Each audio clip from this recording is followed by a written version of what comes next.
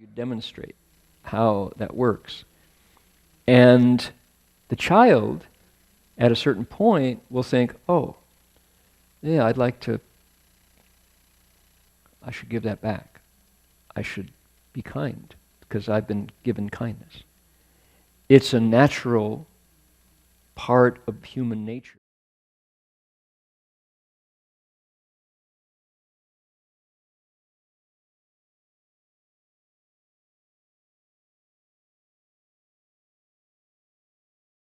Spontaneous feeling in our nature. How is that pious or piety? It's not. Furthermore, piety goes to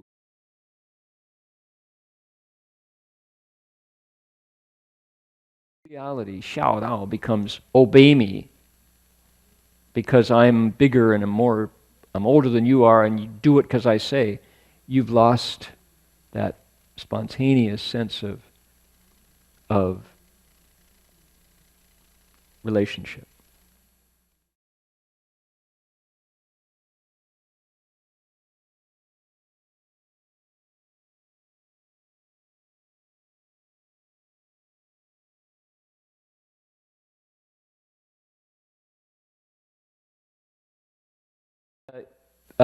Filial respect. Okay, we'll give it to the monk. That's all right. Filial respect. Well, I kind of like it's better. Yeah. So spontaneously, people started, red X through piety. So Feta, from now on, you got to carry my flag forward. Say, not piety. Nobody wants to be pious. Please retranslate Xiao Dao. Piety does not convey the positive, heart-filling motive of filial respect. Why be filial? Because you feel it. You want to repay. 知恩报恩. You repay kindness because you recognize it. You've been given to. Now, whenever I tell that story in America, people go, man, you don't know my old man. I got nothing but anger, man. Son of a man, been nothing to him, man. Never. You go, okay, true. We understand that. There are often less than joyful relationships, but the truth remains that we got our start from our parents, and so did your parents. They're not mythological beasts, permanently adult and old and powerful over you, the impotent, powerless child. Not. They were kids who learned how to be adults kind of by doing it, And their parents, and it's a relationship. And when we look at it that way, then the child, the ones who have those sad stories about absent fathers, right? Moms who didn't connect to us, right? We can step into the power position of taking charge of that relationship for the future. Because the Buddha Dharma says we don't meet each other by accident. That what happened this time will plant the seeds for the next time. Because that relationship between parent and child is profound, right? We come from them. So someone who sees that strength requires maturity to adulthood. You have to be willing to step into that, step out of the victim power relationship and say, no, actually, my parents didn't know how to do it. There was no handbook for being a good parent. Dr. Spock didn't do that. They were trying their best, and they screwed up a lot. But likewise, I didn't know how to be a kid. I can do it better. Meanwhile, I'm now 40, 50, 60, and I see my parents at that age, and I don't want to do it wrong again. I'm going to be good to them now, no matter how toxic, poisonous, evil they were to me. So, it's the relationship. It's a living, ongoing back and forth. Okay, so just to say. Okay, here we go. Relationship. You've seen these pictures before. I've done this slideshow. You've seen it. So, okay, here's the boss right there, right? Why? He cries, Dad moves. He jumps, Dad jumps. Right? Dad has this opportunity to do it better this time. The kid represents all the potential that the dad knows he failed at and wishes he could do it better, right? So he's got a lot riding on him, and the little chubby one here has got his entire life in the hands of Dad, literally, right? So how profound. Let me see, just for fun here, I wonder if I've got, hold on, let me check. Don't know what I've got here.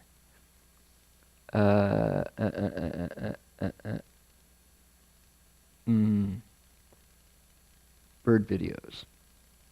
Yeah, I do. Here's another one. Ready? Talk about that relationship. Oh my goodness. Now you won't be able to hear, but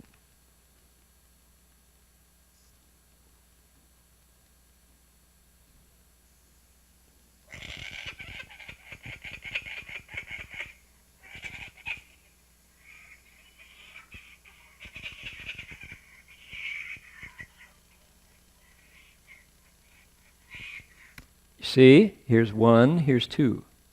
Two babies, completely dependent upon Dad, and Dad, although he's not, is completely dependent upon the monk with his veggie ham.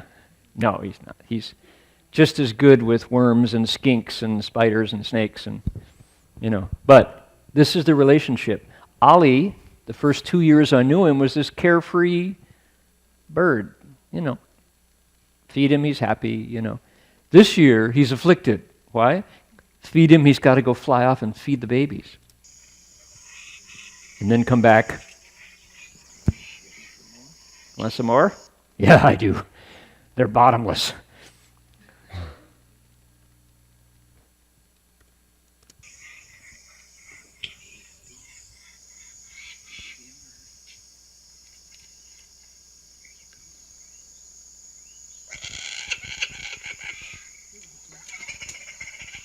He's saying, don't go away, I'll be right back. Feeds the other one, feeds the girl.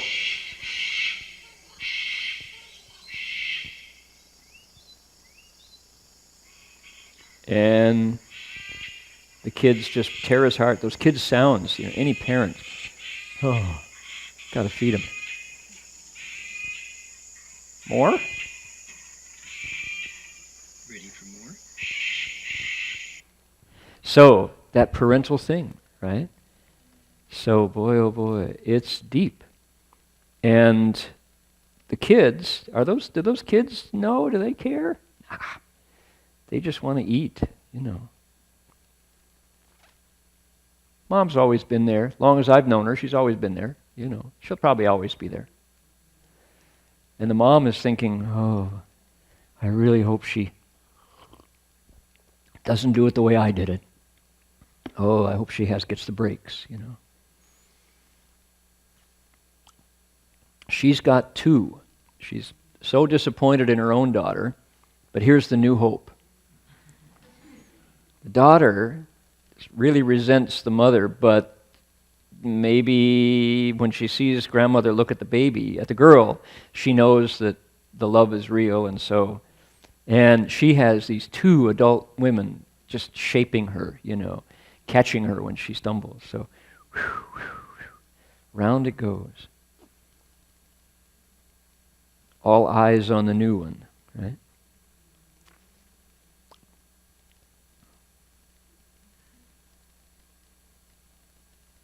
Joy. Look at these two. He's going to make her pay. Oh boy. She's going to pick on him mercilessly. One family. Catholics. Yep.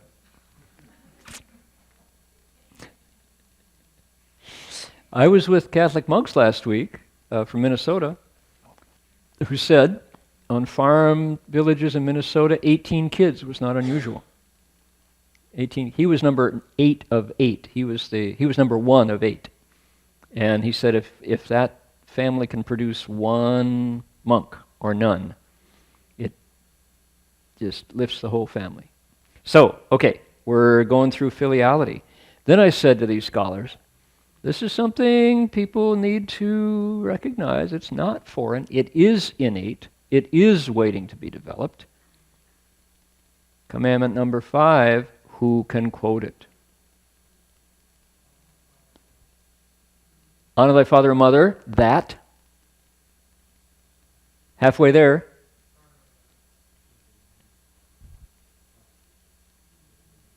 No, louder please. Oh, come on. Anybody? This is the good part. You're on it, Stephen. Okay. 5 points to Stephen. Honor your father and mother. Margaret, we got another third of it. That your days will be long in the land, and all will go well with you. Okay, think of that. Why do you honor your father and mother?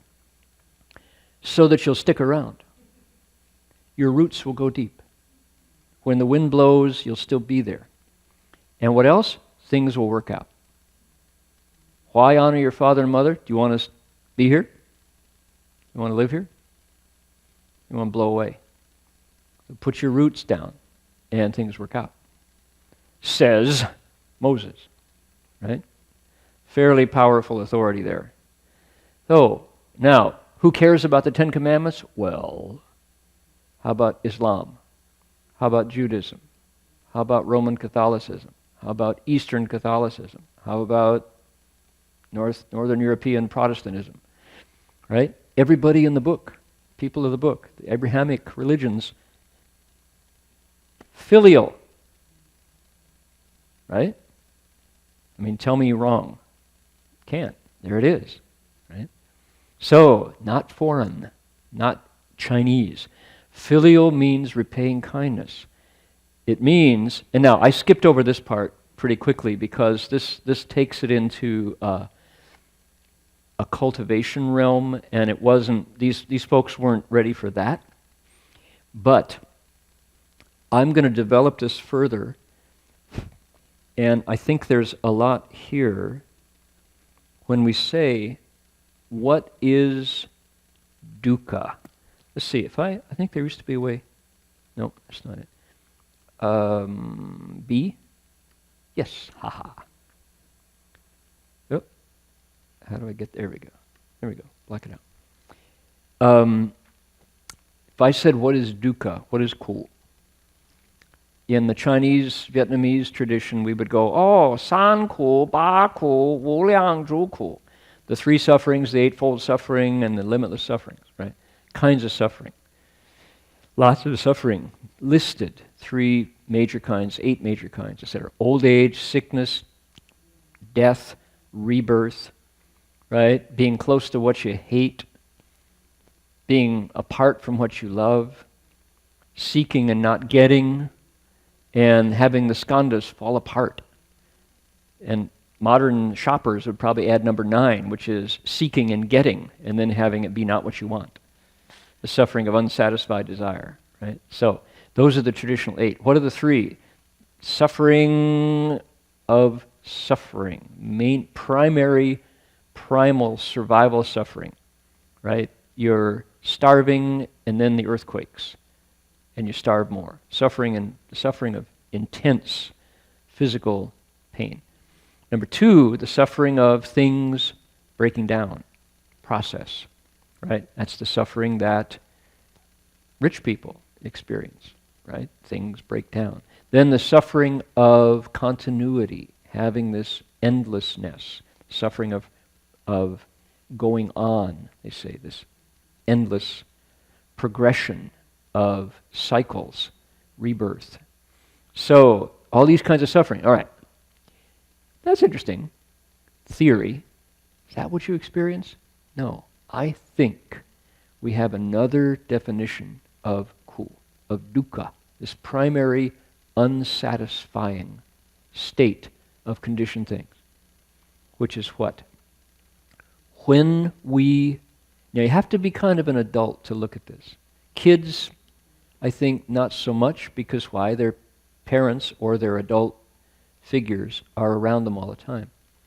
When you get to a certain age, maybe my generation when you went away to college, right? Maybe you go off to the war. Maybe you go off on a merchant ship. Maybe you go off and get married, carried away to another state, another land, some other household. Maybe you're a refugee. Maybe you're an immigrant, right? You're not living on the land you were born on. What happens? You miss the relationship. There's something missing in your heart.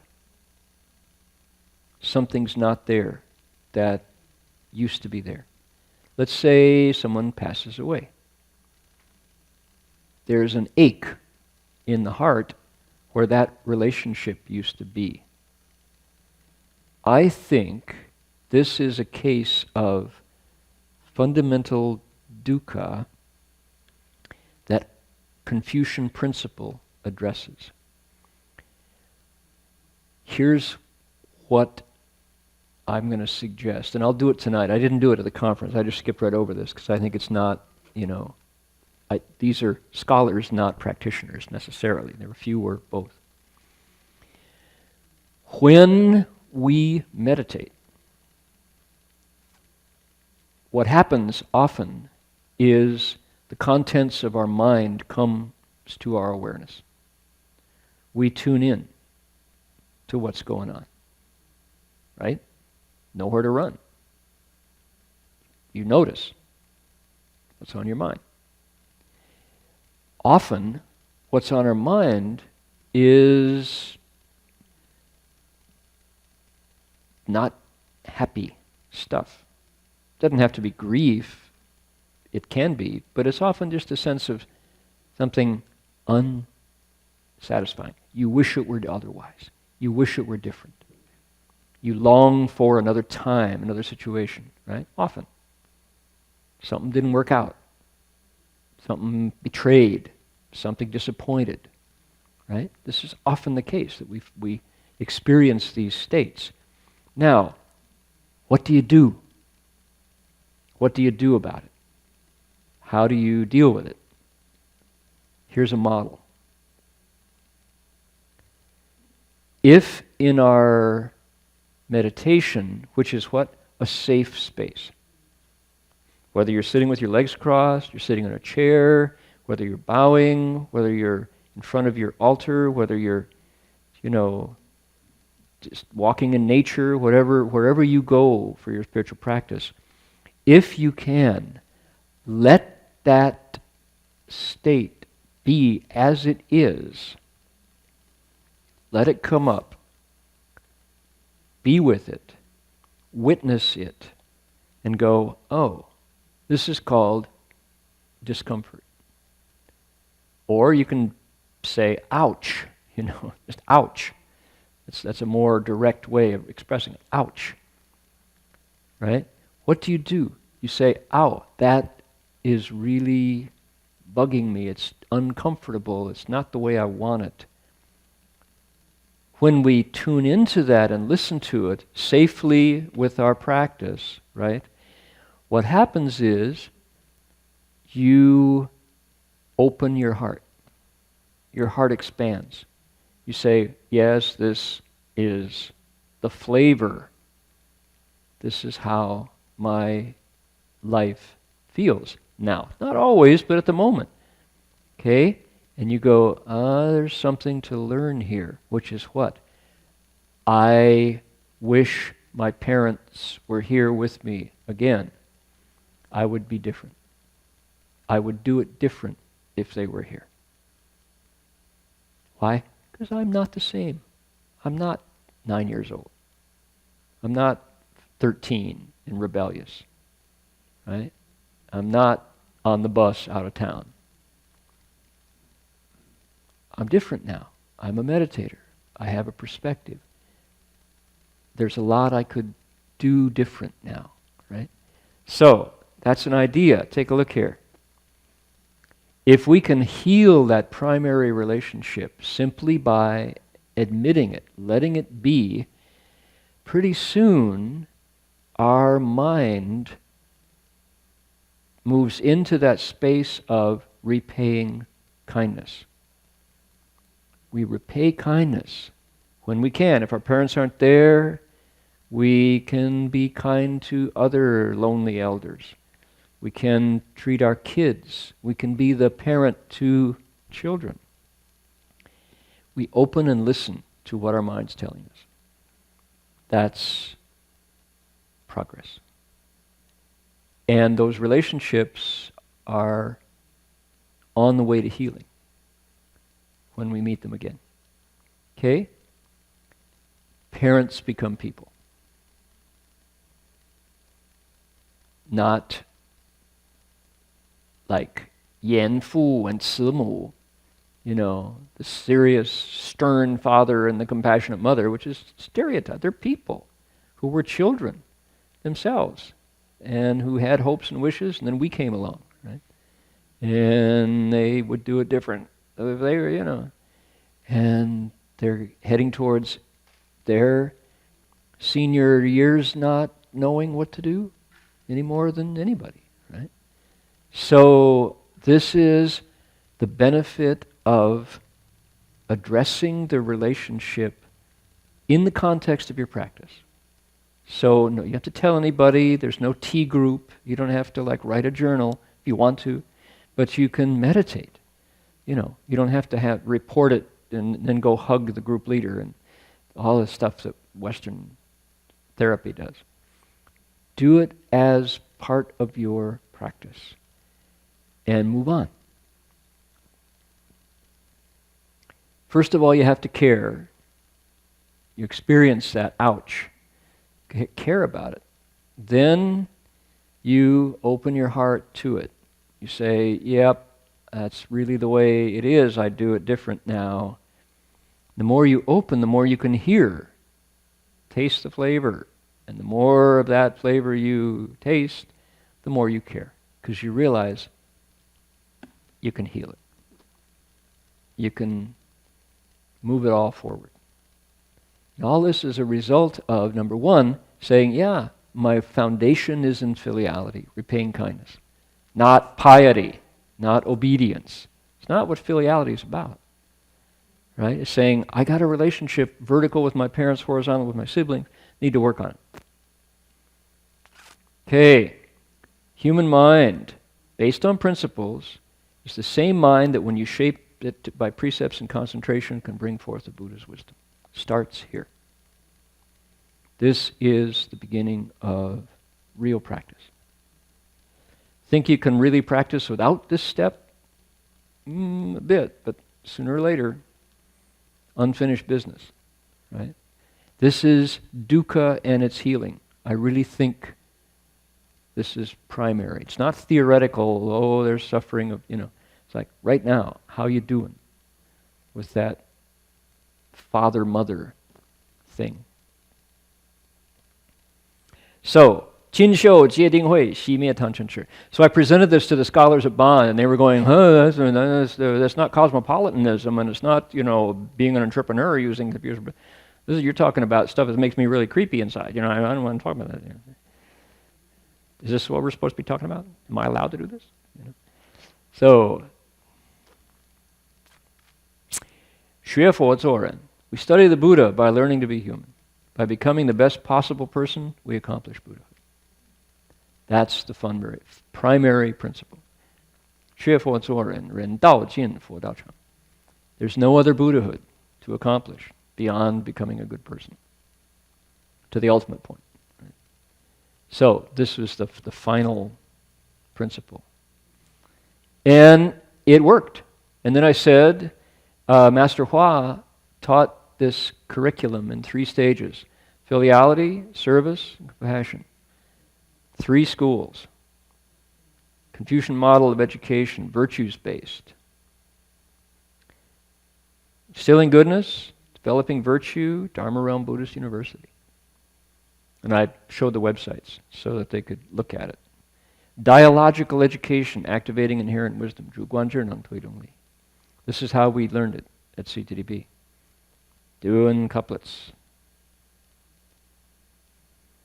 What would Confucius say to us today? He would say, learn about each other, study human nature, learn from each other.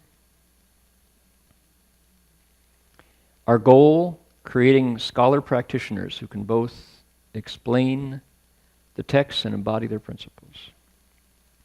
修学并重，知行合一, like Wang Yangming. That's what we're about. That's Dharma Realm Buddhist University.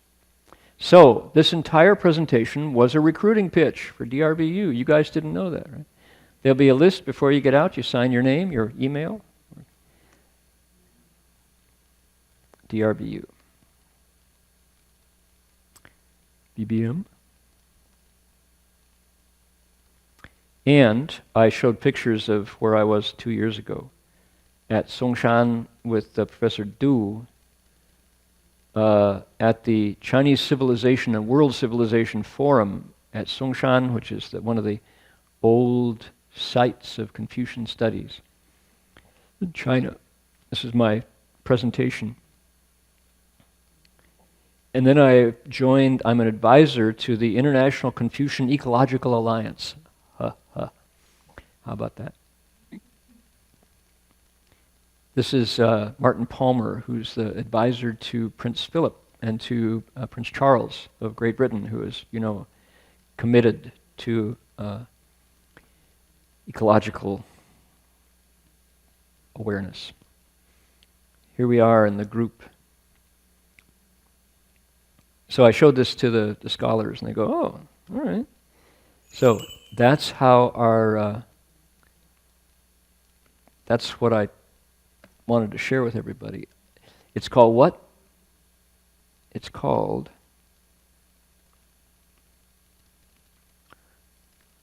Learning Buddha Dharma in America Through a Confucian Lens. We did. We do. Okay? Now, this is not Indian Buddhism. It's not Zen. It's not Tibetan Buddhism. Right? It's not devotion. It's not Pure Land. This is what Shifu taught us. He also taught Namo Amitofo. He also taught mantras. He also taught us to meditate. But what he wanted us to do, those things are like what you do with your body after you get your character straightened out. He wanted us to get our character straightened out first. At the same time we practice. But if you only practice, you might as well, skip rope and ride a bike. It's practices. It's things you do with your body, your mind a million miles away, waiting for lunch. So, I think this is significant, and it's how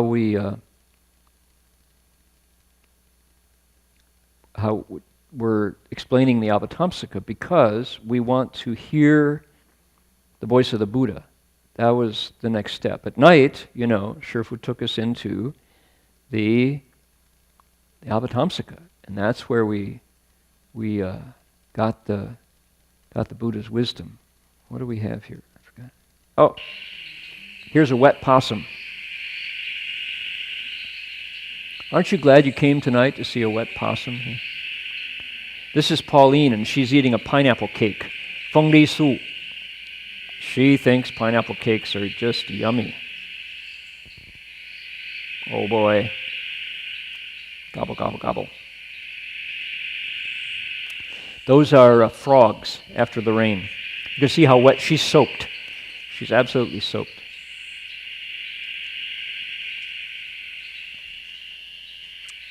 That's a little piece of Australia. By golly. You all saw Ali eat in slow motion, right?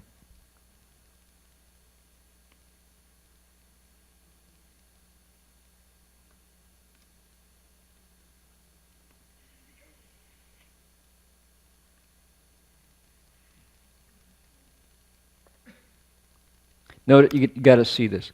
When he reaches out with his beak, he has a film that covers over his eyes for an instant. You have to look quick, because often the thing that he is grabbing back at him, or spitting poison, or scratching, right?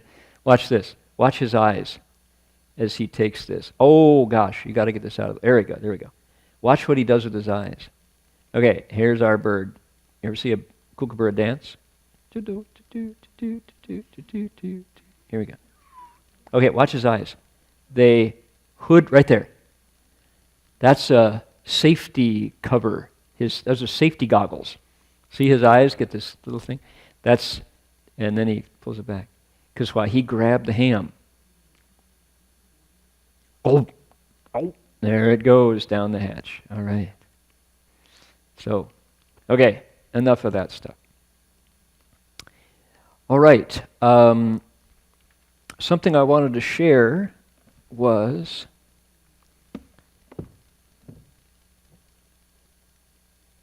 one of the things I was doing in Australia was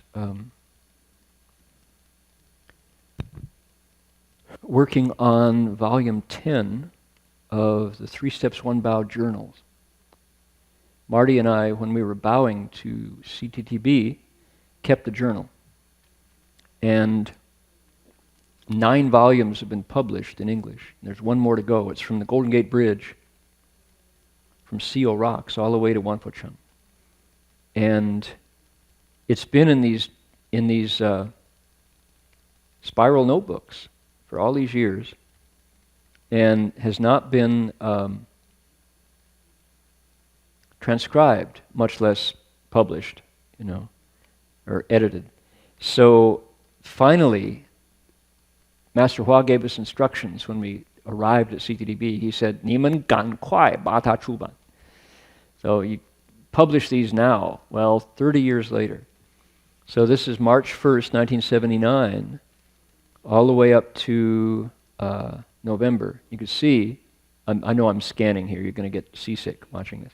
But this is what I was doing in Australia. There's 5 of these. Here's the last one.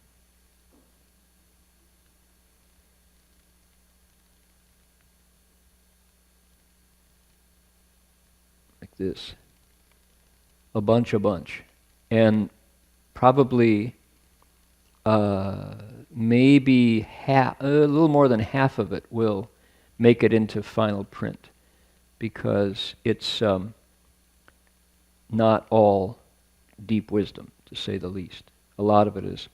Dear Shifu, we are 13 miles from the city of 10,000 Buddhas. That's October 9th, 1979. Bowing over the mountain crests on the Boonville Road one day, I was shadowed by a big vulture. He circled me for some time. He looked sinister and hungry for dead meat. I thought, you're just like that carrion bird. Every time you attach to yourself and seek benefit from your cultivation, anything you could find that way would be like buzzard food. You can't force results in cultivation. Just be a good person and practice the middle way in all things.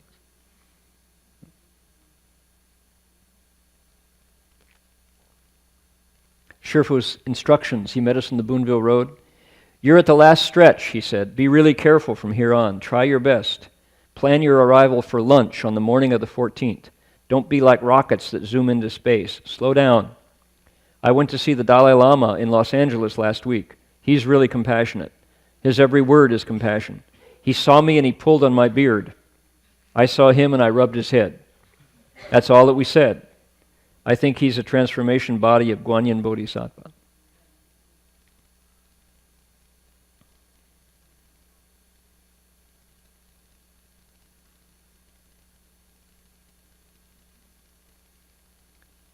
Meditation state, October 5th. Did the 42 hands and was nodding in the evening meditation. I saw Hung Chao and myself in the Plymouth cruising fast along a windy oceanside shoreline. The wind scudded funny puffs of low clouds and rain out in the surf. It looked like the shoreline off the Great Highway. I said excitedly, "You're really going to like the next part of the road." I had been over it before, apparently. Suddenly, we were way out over the water. The car had left the road on a curve like a yo-yo, broken loose from its string. "We're going to swim," I shouted, and bam, we hit the water. Everything dissolved in a wash of silver light. It was very comfortable. Big bubbles filled space in patterns. It felt real, as if the state had woken me from sleep. It wasn't a dream at this point. I came back to sitting, feeling as if it had really happened, still reciting the Great Compassion Mantra. Anyway, lots of stuff here. So that's what I was doing, and got a lot more work before it becomes a book, but at least it was, now it's out of the notebooks.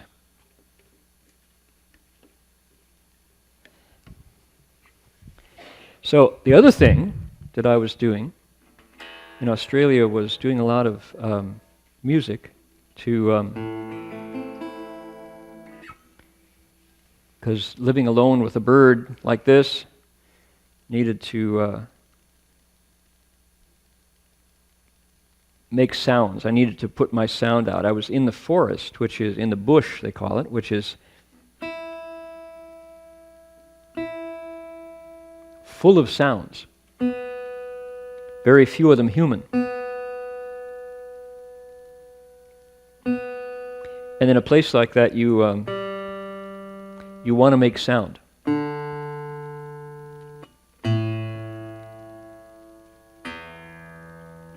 Kind of to establish your turf, maybe. That's why the birds do, you know. This is ours. This is our tree. This is our acre, you know. So I'm just the same. I make sound with my strings. So one of the things that I was appreciating was Al Petaway is an American composer and performer, guitarist, and plays the banjo and mandolin and composes. And Al has a clear sense of the American folk roots idiom. He lives in the Smoky Mountains around Asheville, North Carolina, and he has brought that music to another peak. And today, something happened. I don't know if you all pay attention to these things, but a horse named American Pharoah won the Triple Crown. First time in 37 years it's happened.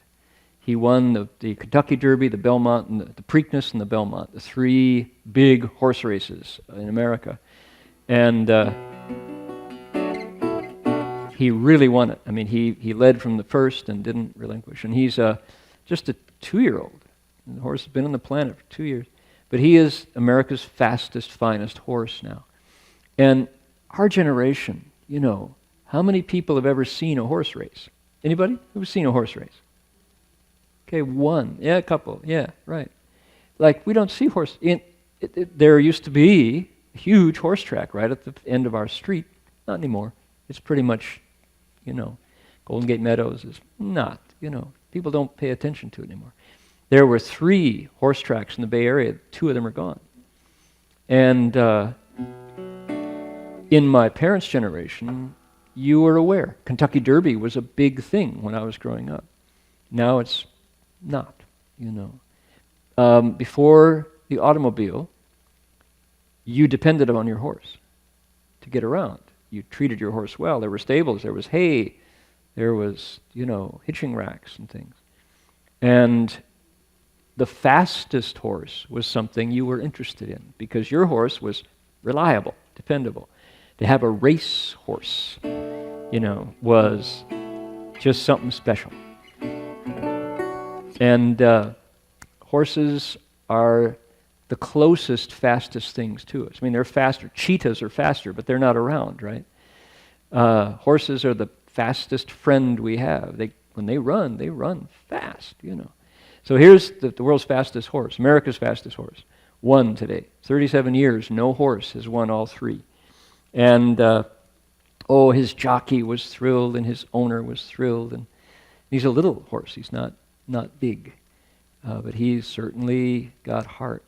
So I thought, put Al Petaway's, one of his tunes, an American tune, just to celebrate today's touch with history, So.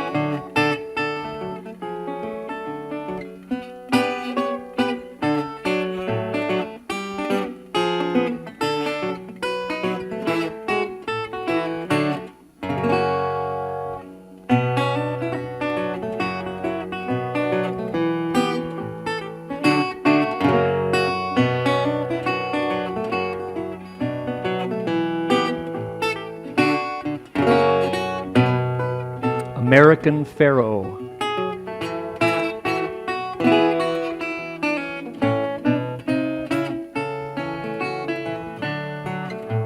My Irish ancestors loved horses.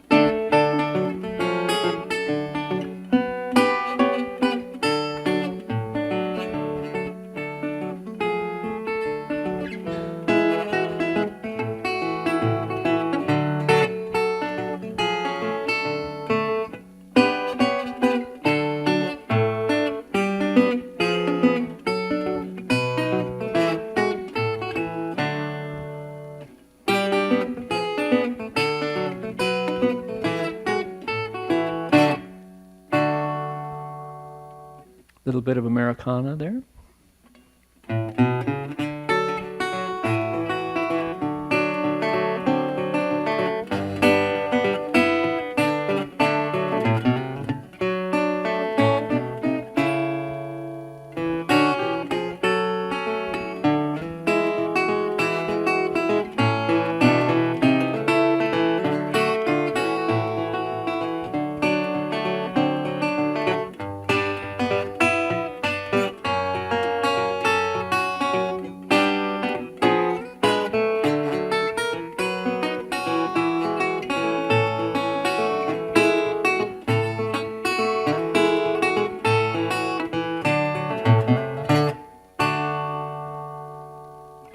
Congratulations, American Pharaoh. Well done. Triple Crown winner. You all heard it here? Nobody knows what I'm talking about. Boy, was that a big deal. The Kentucky Derby. Oh, we used to all pay. People used to bet. You just make a lot of money on the Kentucky Derby if you were right. But one horse wins the 3 big races. That hasn't happened in a long time. Little bit of Americana there. Maybe a day we will never see again. Who knows? What do? We do NASCAR. Not we don't do that. Okay, so we need to close this out now, and if you have, let's see here, I can come up with dedication of merit. This is time now to, actually I want to say one more thing. It was really nice to be last week at Thomas Merton's Gethsemane Abbey. It's not Thomas Merton's Abbey, but Thomas Merton came from Gethsemane Abbey. And Gethsemane Abbey is the first Benedictine Trappist monastery in America. It's the first one, 1848. David, you would have loved it. Just great. Oh my. Quite a thing to be where religious men, it's a men's monastery, have been singing the Psalter for all those hundreds of years. And without a break. Every day, 7 times a day. So, Jin Fo Shi, Jin Chuan Shi, if you think doing Zawan Ke is a burden, add 5 times a day, where you have to put on your robe and go to church. And you go in and you sing the Psalms. So it was fun to be able to sing this song, introduce it to everybody, because this was born at a Buddhist Catholic encounter at Our Lady of Grace Benedictine Convent in Beech Grove, Indiana, 8 days after 9/11. Was when this was first written, first sung. So I explained it that way, and furthermore, even better was I got to sing it with Father Cyprian. Father Cyprian recorded this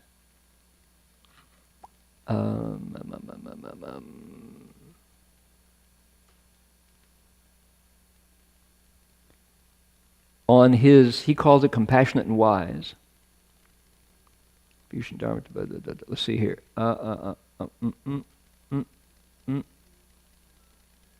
Shoot. Let's see now. It would be an MP3?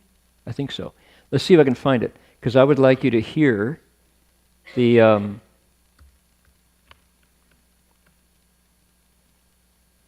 see if we can bring up the latest ones.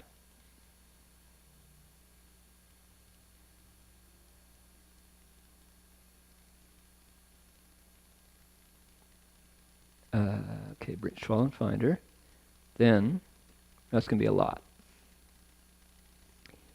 Then we'll do it by date.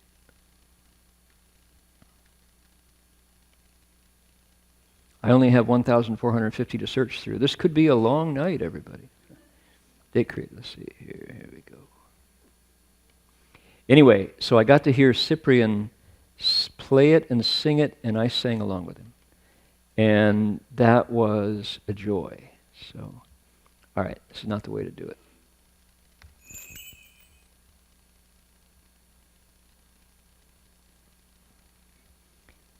I'll check here. If I can't find it right away, I'm not going to waste our time here. Found it right away. Ho, ho, here we go. Ready?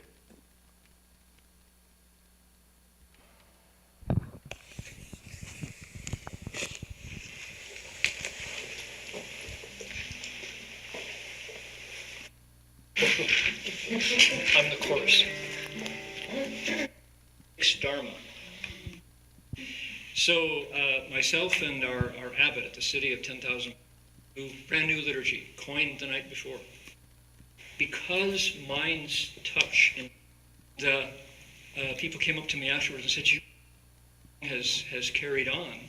Father Cyprian has recorded it, and we're going to and he has a unique way of introducing it, which I'll let him do. It's from India, the Mahamrityunjaya mantra, the great mantra for conquering death, which actually has the same theme to it, wishing goodness out to others. And you always say, this is an interfaith moment because I'm a Benedictine monk. Yeah, so he taught me this song, so it's a Christian monk learning a Buddhist prayer from a Buddhist monk who got the melody from a song that was written for a Christian mystic. And we add a Sanskrit mantra. We're on that bridge and we're sticking to it.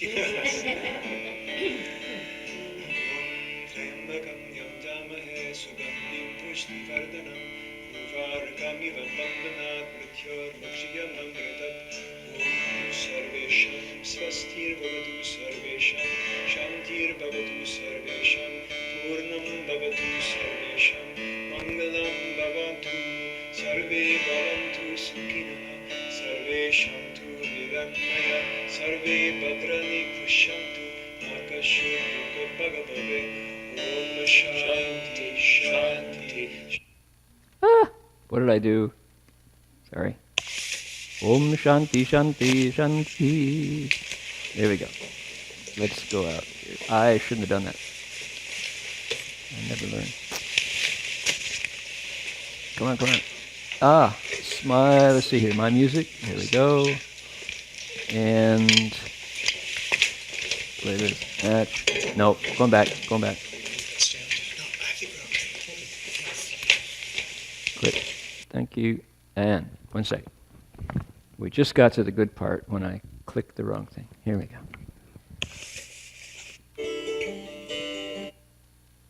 Dedicate the merit of our conference as we begin.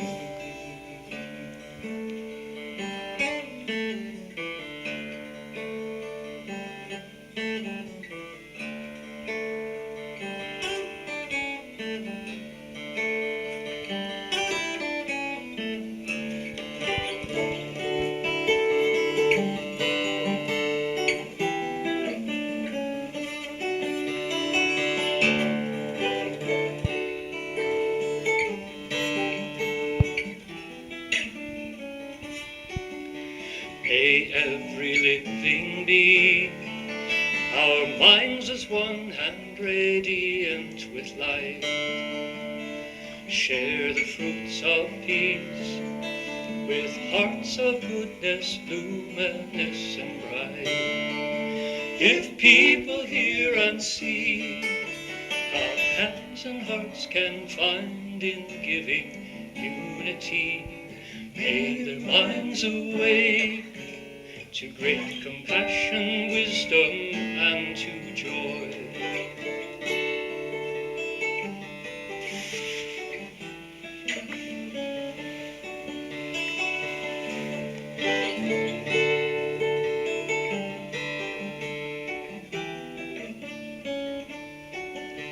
May kindness find reward.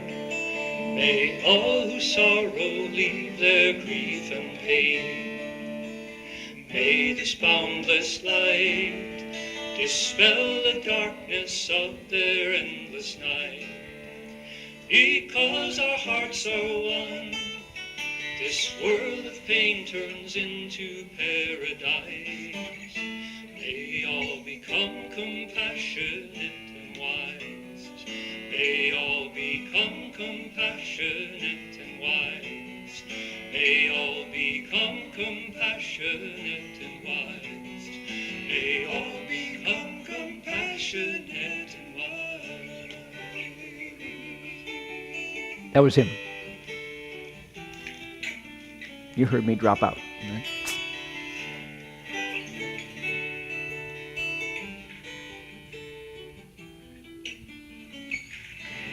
Shanti, Shanti, Shanti.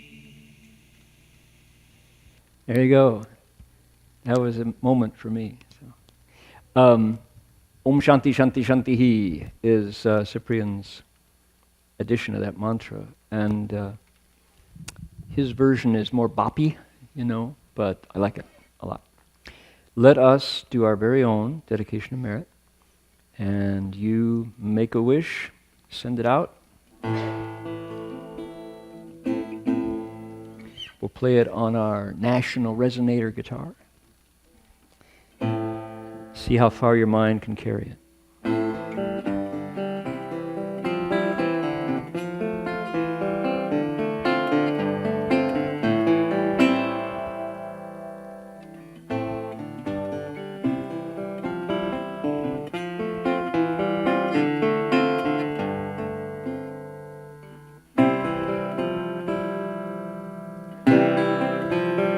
May every living be, our minds as one and radiant with light, share the fruits of peace with hearts of goodness, luminous and bright.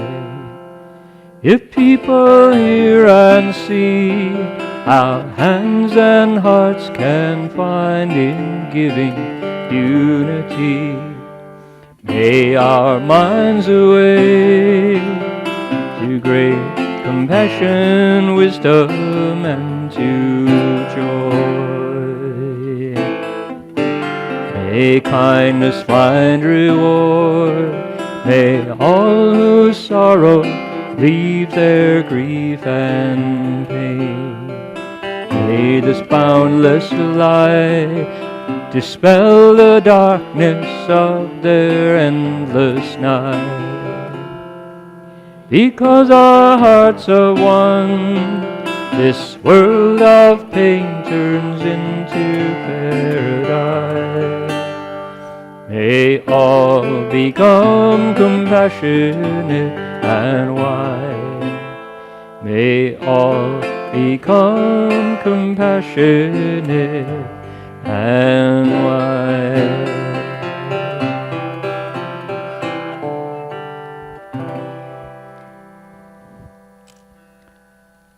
Okay.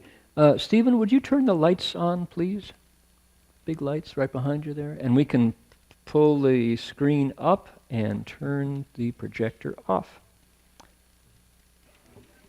Now, I need to tell a little bit about what's happening. Tomorrow we're heading off early to Buddha Root Farm, those who are going. Those who are not going, everything at BBM will go on as usual. You won't even know we're gone. You won't miss us a bit. So, Jinfo Shi and Mr. Yap will be minding the store and keeping everything on keel. And hope everybody will chip in and make the protection of the way place, as they say, your own business, right? You will keep the incense lit and keep the sits populated on lectures. Next Saturday, I will not be back yet. So, Jinfo Shi and Jinhe Shi, who will be back by then, will be doing the lecture, and want everybody to come and enjoy Buddha Dharma, drink your fill, eat your fill.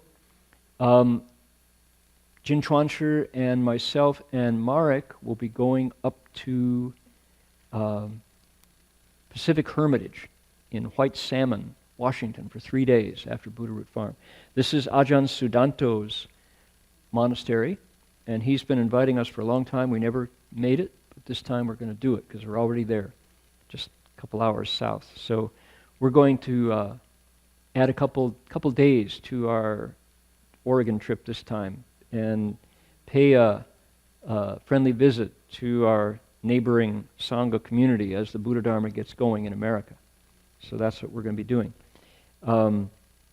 So you won't see me here next weekend. You'll see Jinfo Shi.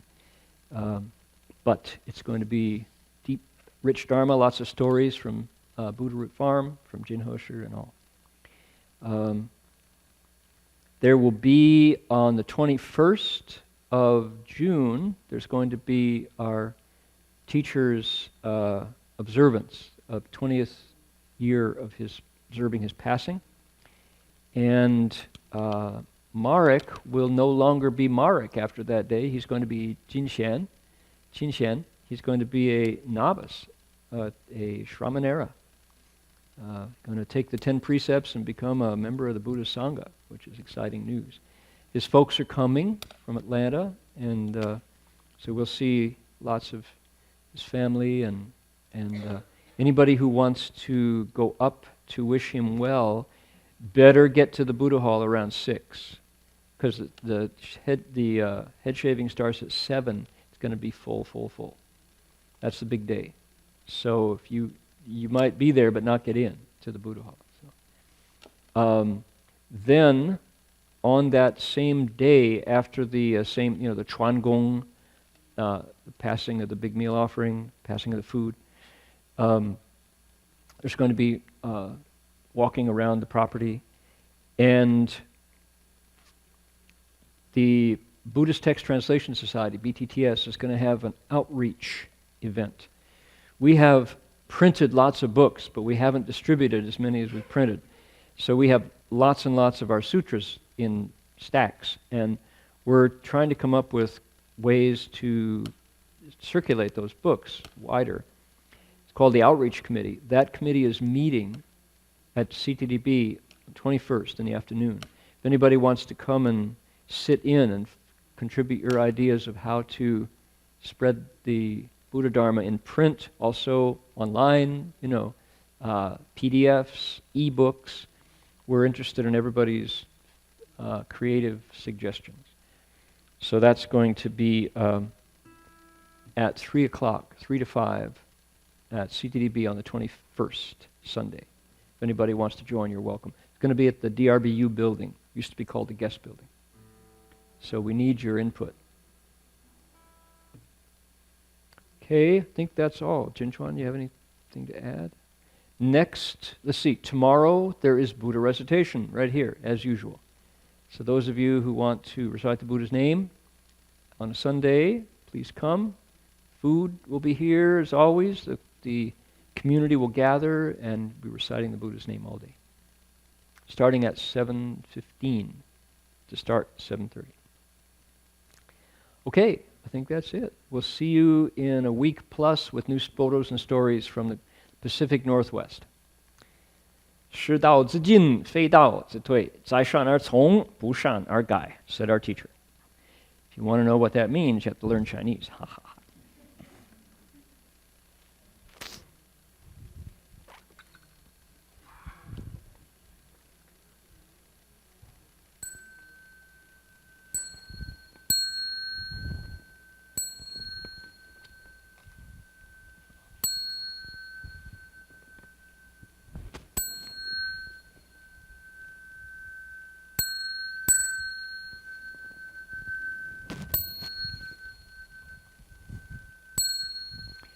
Bow in respect to the Venerable Master.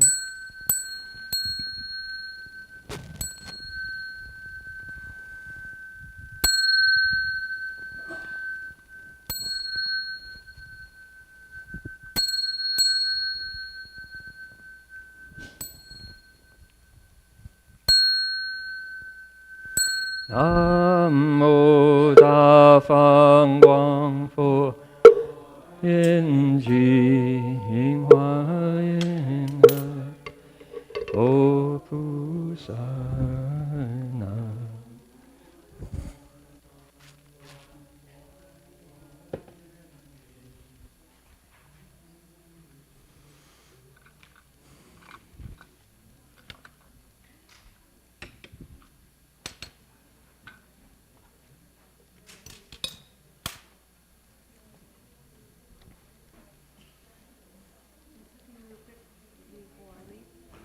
Could you make an announcement tomorrow